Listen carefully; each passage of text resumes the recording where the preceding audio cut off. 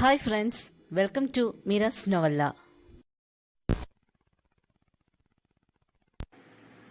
ഇന്നലെ വൈകിട്ട് കാറ് കയറിയപ്പോ തൊട്ട് ഞാൻ ചോദിക്കുന്നതാ. ഇപ്പതാ നേരം വെളുത്തു, കുറച്ചു കഴിഞ്ഞാ നമ്മൾ വീട്ടിലെത്തും. അതിനു മുന്നേ പറഞ്ഞൂടെ എന്താ പ്രശ്നമെന്ന്? കോ ഡ്രൈവർ സീറ്റിൽ പുറത്തേക്ക് നോക്കിയിരിക്കുന്ന പൊന്നുവിനോട് അബി ചോദിച്ചു. അബിയുടെ ചോദ്യത്തിന് മറുപടി പൊന്നുവിന്റെ മൗനമായിരുന്നു. ദേഷ്യം വന്ന് അബി വണ്ടി സൈഡിൽ ഒതുക്കി നിർത്തി. എന്തിനാ വണ്ടി നിർത്തിയേ? ആഹാ, അപ്പം നിനക്ക് ചെവി കേൾക്കാം അല്ലേ? എന്നിട്ടാണോടി ഞാൻ ഈ കിടന്ന് വായിട്ടടച്ചിട്ടും നീ കമ എന്നൊരക്ഷരം ഇത്രയും നേരം മിണ്ടാഞ്ഞത്? നീ ഇനി കാര്യം വന്നിട്ടേ മുന്നോട്ട് പോകുന്നുള്ളൂ. എന്നെ ശരിക്ക് ഫ്രണ്ടായി കാണുന്നുണ്ടെങ്കിൽ പറ പ്ലീസ്. ആ വന്ന ആൾ ആരാ? എന്റെ ചേട്ടനും നിന്റെ ചേച്ചിയും തമ്മിൽ എന്താ ബന്ധം? എന്തിനാ നിന്നെ രക്ഷിക്കണമെന്ന് എന്റെ ചേട്ടൻ വിളിച്ചു പറഞ്ഞത്? നിനക്ക് എങ്ങനെ അറിയാം എന്റെ ചേട്ടൻ ഡോക്ടറാണെന്ന്? പറയാ ബി, പക്ഷേ ഞാൻ ഉദ്ദേശിച്ച ആള് തന്നെയാണോ നിന്റെ ചേട്ടൻ എന്ന് എനിക്ക് ആദ്യം അറിയണം. അതിനുശേഷമേ ഞാൻ എന്തെങ്കിലും പറയൂ. അത് കേട്ടതും അബി തന്റെ ഫോൺ എടുത്ത് അവൾക്ക് ആദിയുടെ ഫോട്ടോ കാണിച്ചു കൊടുത്തു. അത് കണ്ടതും അവളുടെ മുഖം ദേഷ്യത്താൽ വലിഞ്ഞു മുറുകി. കിച്ചുവിനും അമ്മയ്ക്കുമൊപ്പം ആദിയും ഹോസ്പിറ്റലിൽ പോയിരുന്നു. തലേന്ന് സംസാരിച്ചതിൽ പിന്നെ ആദിയെ കിച്ചു കാണുന്നത് കാറിൽ വെച്ചാണ്. അവന്റെ കുറ്റബോധം നിറഞ്ഞ കണ്ണുകൾ അവളിലും സങ്കടമുണ്ടാക്കി. ഉള്ളിൽ അവനോട് ഇത്രയും കാലം തോന്നിയ വെറുപ്പ് കുറയുന്നതും പകരം അവനോട് ഒരിക്കൽ മനസ്സിലുണ്ടായിരുന്ന, പിന്നീട് തന്നിൽ തന്നെ കുഴിച്ചു മൂടിയ പ്രണയം വീണ്ടും പുറത്തു വരുന്നതും ആയി തോന്നിയപ്പോൾ അവൾ സ്വയം ശകാരിച്ചു. എത്രയും പെട്ടെന്ന് അവന്റെ അടുത്തു നിന്നും ഓടി ഒളിക്കണം എന്നവൾ തീരുമാനിച്ചു.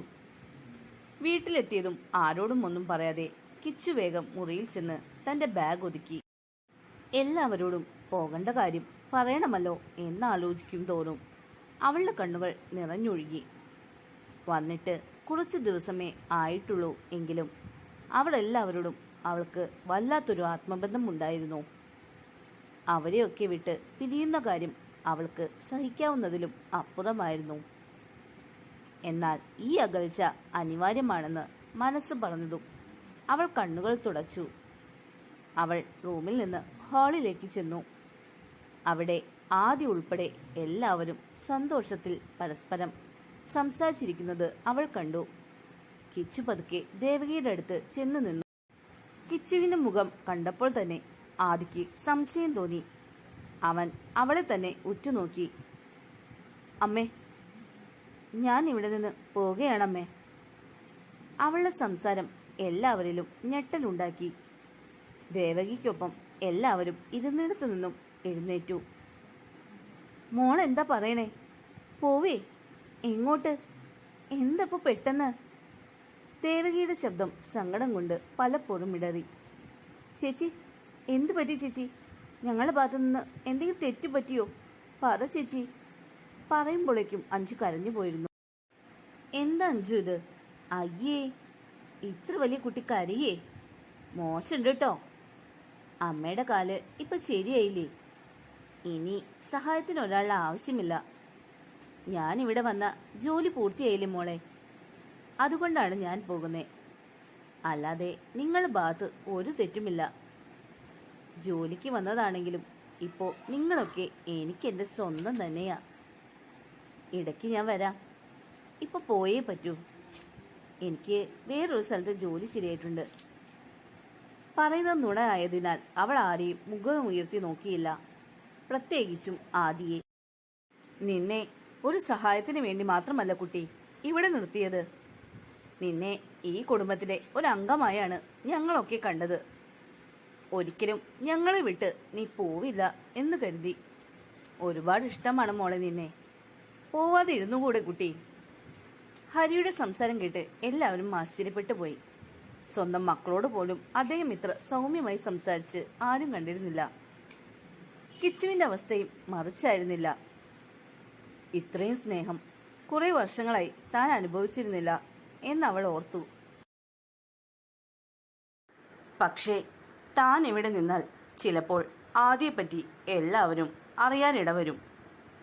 മാത്രമല്ല രാഘവൻ, അയാൾ തന്നെ അന്വേഷിച്ച് ഇവിടെ വന്നാൽ സന്തോഷവും സമാധാനവും നഷ്ടപ്പെടും. പാടില്ല. തന്നെ ഇത്രയും സ്നേഹിക്കുന്നവർ ഒരിക്കലും താൻ കാരണം വേദനിക്കാൻ ഇടവരരുത്. ഇല്ല അച്ഛാ, എനിക്ക് പോണം. നിങ്ങളോട് പറയാൻ പറ്റാത്ത കുറച്ച് കാര്യങ്ങളുണ്ട് എൻ്റെ ജീവിതത്തിൽ. ഞാൻ ഇവിടെ നിന്നാൽ ചിലപ്പോൾ നിങ്ങളുടെ സ്വസ്ഥതയും നശിക്കും. ഒരു ശാപം പിടിച്ച ജന്മമാണെൻ്റെ. ഇപ്പോഴുള്ള നിങ്ങളുടെ സ്നേഹം വെറുപ്പിലേക്ക് വരി മാറിയാൽ അതെനിക്ക് സഹിക്കാൻ സാധിക്കില്ല. കൂടുതലൊന്നും ചോദിക്കല്ലേ. എനിക്ക് പറയാൻ പറ്റില്ല. എനിക്ക് പോണം. തടയരുതേ. കരഞ്ഞുകൊണ്ട് കൈകൾ കൂപ്പി അവൾ പറഞ്ഞു. എല്ലാവരും അവളെ എന്ത് പറഞ്ഞ് പിടിച്ചു നിർത്തും എന്ന ആശങ്കയിലായിരുന്നു. എന്നാൽ എല്ലാം കണ്ട് ദേഷ്യം പിടിച്ച ആദി കിച്ചുവിനടുത്തേക്ക് നടന്നു. നീ ഒരു സ്ഥലത്തേക്കും ഇപ്പൊ പോകുന്നില്ല. വെറുതെ വാശി പിടിക്കണ്ട. ദേഷ്യത്തിൽ സംസാരിക്കുന്ന അവന്റെ മുഖം കാണുകെ കിച്ചുവിനൊഴിച്ച് മറ്റുള്ളവർ പകച്ചു. വന്നിട്ട് ഇത്രയും ദിവസമായിട്ടും ആദി കിച്ചുവിനോട് മര്യാദയ്ക്കൊന്ന് സംസാരിച്ചിട്ട് കണ്ടിട്ട് പോലുമില്ല. എന്നാൽ അങ്ങനെയുള്ളപ്പോൾ അവളോട് ഇത്രയും അധികാരത്തിൽ സംസാരിക്കുന്നത് അവർക്കൊന്നും മനസ്സിലായില്ല. കിച്ചു പകച്ച് ചുറ്റും നോക്കി. ഒന്നും മനസ്സിലാകാതെ തങ്ങളെ തന്നെ നോക്കി നിൽക്കുന്ന ആളുകളെ കണ്ടപ്പോൾ അവർ സത്യമെല്ലാം അറിഞ്ഞാൽ ഉണ്ടാവുന്ന പ്രതികരണം ഓർത്ത് ഭയപ്പെട്ടു. തിരിഞ്ഞു നോക്കിയപ്പോൾ ആരെയും ശ്രദ്ധിക്കാതെ ദേഷ്യം നിറഞ്ഞ മുഖത്താൽ നിൽക്കുന്ന ആദി. എനിക്ക് പോണം സർ. പറഞ്ഞല്ലോ, ഒരിടത്തും അധികം നിൽക്കുന്നത് എനിക്ക് ഇഷ്ടമല്ല. ജോലിക്ക് വേണ്ടി വന്നതാണ്. പോയേ പറ്റൂ. എന്നെ തടയാൻ ശ്രമിക്കരുത്. ഞാൻ ഒരു തവണ പറഞ്ഞു കിച്ചു, നീ ഈ വീട്ടിൽ നിന്നും എങ്ങോട്ട് പോകുന്നില്ല. വർഷങ്ങളെടുത്തു നിന്നെ ഒരിക്കൽ കൂടി കാണാൻ. ഞാൻ വലിയൊരു മഹാപാപം തന്നെയാണ് ചെയ്തത്. സംഭവിച്ചതൊന്നും തിരുത്താൻ സാധിക്കില്ല. പക്ഷേ ഞാൻ കാരണം നിനക്കുണ്ടായ നഷ്ടങ്ങളിൽ കുറച്ചെങ്കിലും വീണ്ടെടുത്തു തരുവാൻ എനിക്ക് സാധിക്കും. നിന്നെ ഇവിടെ വെച്ച് കണ്ടെന്ന് ഞാൻ തീരുമാനിച്ചതാണിത്. അതുകൊണ്ട് അധികം സംസാരം വേണ്ട. നീ കേറിപ്പോകത്ത്. എത്രയും പെട്ടെന്ന് നിന്റെ കോഴ്സ് വീണ്ടും ആരംഭിക്കണം. അത് പൂർത്തിയാക്കണം. ഉറച്ച ശബ്ദത്തിൽ ആദി പറഞ്ഞതും കിച്ചു ഭയത്തോടെ ചുറ്റും നോക്കി. ഇപ്പോഴുള്ള ദേഷ്യത്തിൽ മുൻ പിൻ നോക്കാതെ ആദി എന്തെങ്കിലും വിളിച്ചു പറഞ്ഞാൽ പിന്നെ ഉണ്ടാവാൻ പോകുന്നത് ഓർത്തവൾ ആകെ ഉയർത്തു. നീ എന്തൊക്കെയാ മോനെ പറയുന്നേ? എന്തും മഹാപാപം ചെയ്തു എന്നാ പറയുന്നേ? അതും കിച്ചുവിനോട്? ഒന്ന് തെളിച്ചു പറയൂ. എന്തതിൻ്റെ ഒക്കെ അർത്ഥം? നിനക്ക് മോളെ മുന്നേ അറിയോ? നിങ്ങളുടെ സംസാരം കേട്ടിട്ട് നിങ്ങൾക്കിടയിൽ എന്തോ പ്രശ്നമുള്ള പോലെ തോന്നുന്നു. ആദിയുടെ അടുത്തേക്ക് വന്ന് ദേവകി കരഞ്ഞുകൊണ്ട് ചോദിച്ചു. എന്നാൽ അവരോടും മറുപടി പറയുവാൻ അവന് സാധിച്ചില്ല. തല യാന്ത്രികമായി കുനിഞ്ഞുപോയി. താൻ ചെയ്ത തെറ്റ് പെണ്ണായി പിറന്ന ആർക്കും പൊറുക്കാൻ പറ്റുന്ന ഒന്നല്ല എന്നറിഞ്ഞുകൊണ്ട് എല്ലാം അറിയുമ്പോൾ അമ്മ തന്നെ വെറുക്കുമെന്നത് അവനിൽ ഭയം നിറച്ചു. അയാൾ പറയില്ല.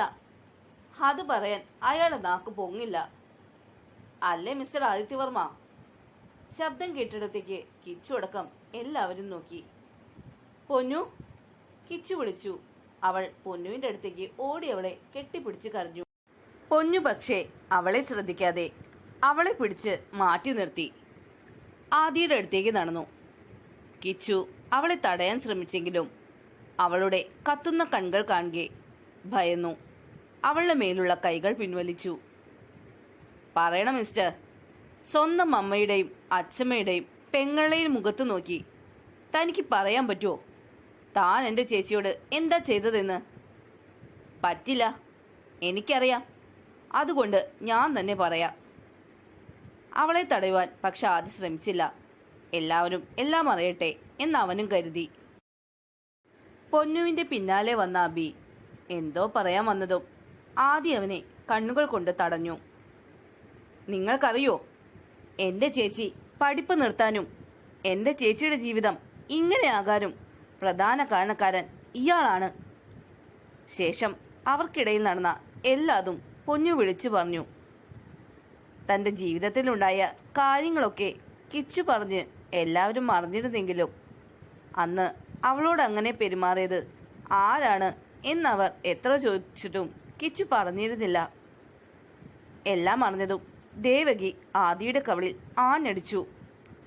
മറുത്തൊരക്ഷരം മിണ്ടാതെ ആദി തല കുനിച്ചു നിന്നു. എന്തൊക്കെയാടാ നീ ഈ പാവം കുട്ടിയോട് ചെയ്തത്?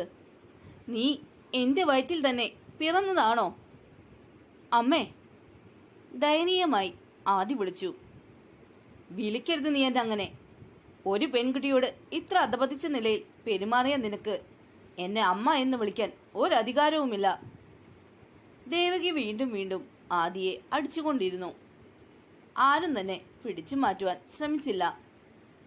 കിച്ചുവിന് തന്റെ ഹൃദയം പൊട്ടിപ്പോകുന്ന പോലെ അനുഭവപ്പെട്ടു. അടികൊണ്ട് ചുണ്ടുപൊട്ടി ചോരയൊലിച്ചിട്ടും ദേവകി അടിക്കുന്നത് നിർത്തിയില്ല. ആദിക്കല്ല, മറിച്ച് അവന് കിട്ടുന്ന ഓരോ അടിയുടെയും വേദന തനിക്ക് അനുഭവപ്പെടുന്നത് പോലെ കിച്ചുവിന് തോന്നി. ആരെങ്കിലും ആദിയുടെ അടുത്തേക്ക് ചെന്നെങ്കിലെന്ന് കിച്ചു മനമുരുകി പ്രാർത്ഥിച്ചു. ദേവകി ആഞ്ഞു തള്ളിയപ്പോൾ ആദി നിലത്തെറ്റി അടുത്ത് കിടന്ന ടേബിളിൽ ചെന്ന് ഇടിച്ചു നിന്നു. അവന്റെ കൈ അതിന്റെ മുകളിൽ ഇരുന്നിരുന്ന ഗ്ലാസ് ബൗളിൽ തട്ടി മുറിഞ്ഞ് ചോരയൊലിച്ചു. അത് കണ്ട് കിച്ചുവിന്റെ സകല നിയന്ത്രണങ്ങളും തെറ്റി. അവൾ കാറ്റുവേഗം അവന്റെ അടുത്തേക്ക് ഓടി. അവന്റെ കൈയെടുത്ത് തന്റെ കയ്യിൽ പിടിച്ചു. തന്റെ ഷോൾ വലിച്ചു കീറി മുറിവ് കെട്ടിവെച്ചു. അവളുടെ കണ്ണുകൾ നിറഞ്ഞൊഴുകി. അത് കാണുകെ പൊന്നുവും അബിയും അഞ്ചുവും അതിശയിച്ചു. എന്നാൽ അംബികയുടെയും ഹരിയുടെയും മുഖം പ്രകാശിച്ചു. അവർ പരസ്പരം നോക്കി പുഞ്ചിരിച്ചു. ഒന്നും മനസ്സിലാകാതെ അമ്പരന്ന് നിൽക്കുകയായിരുന്നു ദേവകിയും. ആദിക്ക് വേണ്ടി കിച്ചു കരയുന്നത് കണ്ടപ്പോൾ അവരുടെ മനസ്സിലും പുതിയ പ്രതീക്ഷകൾ നാമ്പെടുത്തു. മുഖത്ത് വിരിഞ്ഞ ചിരി മറച്ച് ദേവകി വീണ്ടും ഗൗരവത്തിന്റെ മുഖം മൂടി എടുത്തണിഞ്ഞു. മാറി നിൽക്ക് മോളെ, ഇവൻ ഇന്ന് ഞാൻ കൊല്ലൂ. ആദിയെ തല്ലാനായി വീണ്ടും ദേവകി കൈ ഉയർത്തിയതും കിച്ചു ആദിക്ക് മുന്നിൽ തടസ്സമായി കേറി നിന്നു. മതി അമ്മേ, പ്ലീസ്, ഇനിയൊന്നും ചെയ്യല്ലേ. ആദി എന്നോട് തെറ്റ് ചെയ്തു, ശരിയാണ്. പക്ഷേ ആദ്യമൊന്ന് അവൻ പറഞ്ഞത് കേട്ട് തെറ്റിദ്ധരിച്ചായിരുന്നു. മാത്രവുമല്ല, മദ്യപിച്ചതിനാൽ ആദിക്ക് വിവേകവും നഷ്ടപ്പെട്ടിരുന്നു. എനിക്കറിയാം, ഇപ്പോൾ എന്റെ മുന്നിൽ നിൽക്കുന്ന ആദി പണ്ടത്തെ ആദിയല്ല, ഒരുപാട് മാറിയിട്ടുണ്ട്. എന്നെ കണ്ട അന്നു മുതൽ ആദി ഒരുങ്ങുന്നത് ഞാൻ കണ്ടതാണ്. ചെയ്തതിന് ഒരുപാട് പശ്ചാത്തപിക്കുന്നുണ്ട്. പിന്നെ ആദിയല്ല തന്റെ ജീവിതം ഇങ്ങനെ നശിക്കാൻ കാരണം എന്റെ രണ്ടാം അമ്മയും പിന്നെ അവരുടെ ആങ്ങളമാരുമാണ്. ഇനിയും ആദിയെ വേദനിപ്പിക്കല്ലേ. നിങ്ങൾക്കിടയിൽ എല്ലാം അറിഞ്ഞ് ഒരു പ്രശ്നം ഉണ്ടാകാതിരിക്കാൻ വേണ്ടിയാണ് ഞാൻ എല്ലാം ഉപേക്ഷിച്ച് പോവാൻ നിന്നത്. ഞാൻ പൊയ്ക്കോളാം. എന്നെ ചൊല്ലി ഇനിയും ഇങ്ങനെ കലഹിക്കരുതേ. ദേവിക്ക് മുന്നിൽ കൈകൂപ്പി പിടിച്ച് കിച്ചു പറഞ്ഞു. മോളെ, അംബിക വിളിച്ചതും അവൾ ഓടിച്ചെന്ന് അവരെ ഇറക്കെ പുണർന്നു കരഞ്ഞു. അച്ഛമ്മേ, ഒന്ന് പറയൂ അമ്മയോട്, ഇനിയും ആദിയെ വേദനിപ്പിക്കല്ലേ എന്ന്. എനിക്കിത് കണ്ടു നിൽക്കാൻ പറ്റുന്നില്ല. അവളുടെ വാക്കുകൾ കേട്ടതും അംബിക ദേവകിയെ നോക്കി. രണ്ടുപേരുടെ മുഖത്തും ചെറുചിരി വിരിഞ്ഞു. മോളിപ്പോ തൽക്കാലം അകത്തേക്ക് ചെല്ലൂ. അനിയത്തിയും വന്നിട്ടില്ലേ? നമുക്ക് സമാധാനമായി ഇരുന്നാലോചിച്ച് ഒരു തീരുമാനമെടുക്കാം. അബി, നീ ആദിയെ ഹോസ്പിറ്റലിൽ കൊണ്ടുപോയി കൈ ഡ്രസ് ചെയ്ത് കൊണ്ടുവരൂ. അഞ്ചു കിച്ചുവിനെയും അനിയത്തിക്കുട്ടിയെയും കൂട്ടി റൂമിലേക്ക് പോകൂ. ഹരി, ദേവകി, നിങ്ങൾ എനിക്കൊപ്പം വരൂ. അംബിക പറഞ്ഞതും എന്തോ അതിനെതിർക്കാൻ കിച്ചുവിന് തോന്നിയില്ല. അവളുടെ കണ്ണുകൾ ആദിയിൽ എത്തി നിന്നു. തന്നെ കണ്ണെടുക്കാതെ നോക്കി നിൽക്കുന്നവനെ കാണുകെ അവൾ മുഖം വെട്ടിച്ചു. അഞ്ചു വേഗം ചെന്ന് പൊന്നുവിന്റെ കയ്യിൽ നിന്നും ബാഗും വാങ്ങി അവളെയും കൊണ്ട് മുന്നോട്ട് നടന്നു. അവൾ ആദിയെ ദഹിപ്പിക്കുന്ന നോട്ടം നോക്കിയെങ്കിലും അവൻ അതൊന്നും അറിഞ്ഞിരുന്നില്ല. കുറച്ചു നിമിഷം മുന്നേ നടന്ന കാര്യങ്ങളിൽ കുടുങ്ങിക്കിടക്കുകയായിരുന്നു ആദിയുടെ മനസ്സ്. കണ്ണുകൾ കിച്ചുവിലും. അവന്റെ മനസ്സ് നിറഞ്ഞിരുന്നു. ഇന്ന് എല്ലാവർക്കും മുന്നിൽ വെറുക്കപ്പെട്ടവനായി നിൽക്കേണ്ടിയിരുന്ന തന്നെ അവൾ സപ്പോർട്ട് ചെയ്ത് സംസാരിച്ചിരിക്കുന്നു. തനിക്ക് മുറിവ് പറ്റിയപ്പോൾ അവളുടെ കണ്ണുകൾ നിറഞ്ഞിരിക്കുന്നു. പൊന്നുവിന്റെ നോട്ടത്തെ പിന്തുടർന്ന് വന്ന അബിയുടെ കണ്ണുകൾ തട്ടി നിന്നത് എല്ലാം മറന്ന് കിച്ചുവിൽ ലയിച്ചു നിൽക്കുന്ന ആദിയിലാണ്. അവൻ വേഗം ചെന്ന് ആദിയെ വലിച്ച് പുറത്തേക്ക് കൊണ്ടുപോയി. അഞ്ചും പൊന്നുവും കൂടി കരഞ്ഞു തളർന്ന കിച്ചുവിനെ കൊണ്ട് റൂമിലേക്കും കയറിപ്പോയി.